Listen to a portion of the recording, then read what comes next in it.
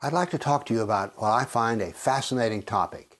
That is, the topic of Islamic ethics, and in particular, a part of Islamic ethics which are called sacred deception or TAKIJJA, T-A-Q-I-Y-Y-A.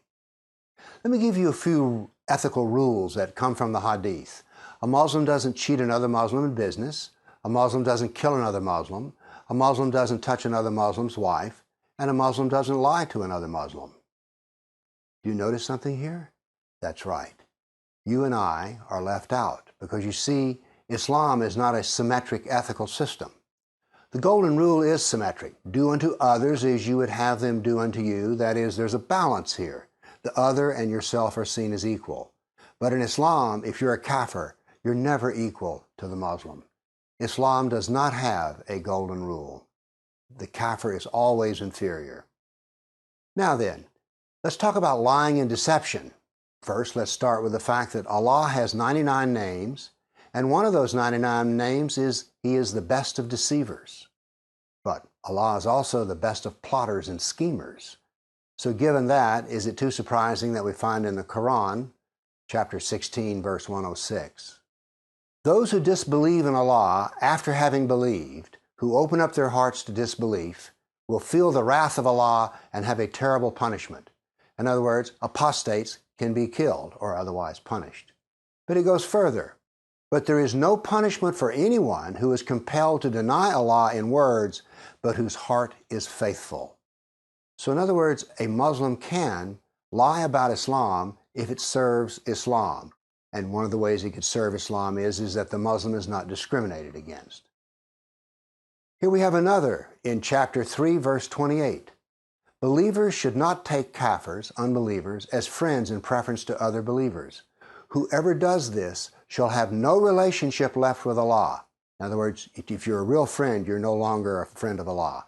Unless you but guard yourself against them, taking precautions.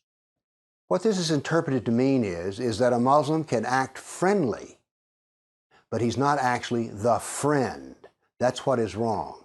In other words, a Muslim may never give preference to a kafir over a Muslim.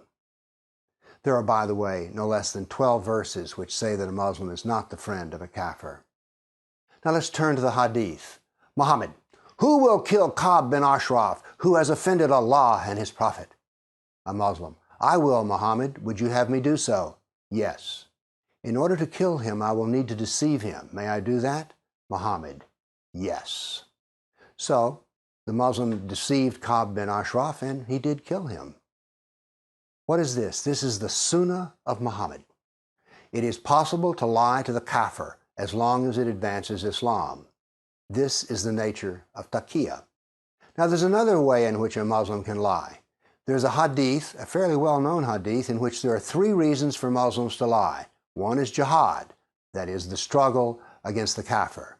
So a Muslim can lie to you anytime he needs to advance Islam.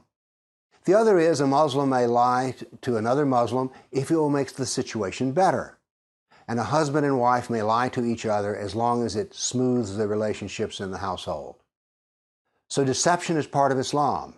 Allah is a deceiver, Muhammad was a deceiver, and therefore every Muslim can be a deceiver. It is so special that it has a name, TAKIJJA.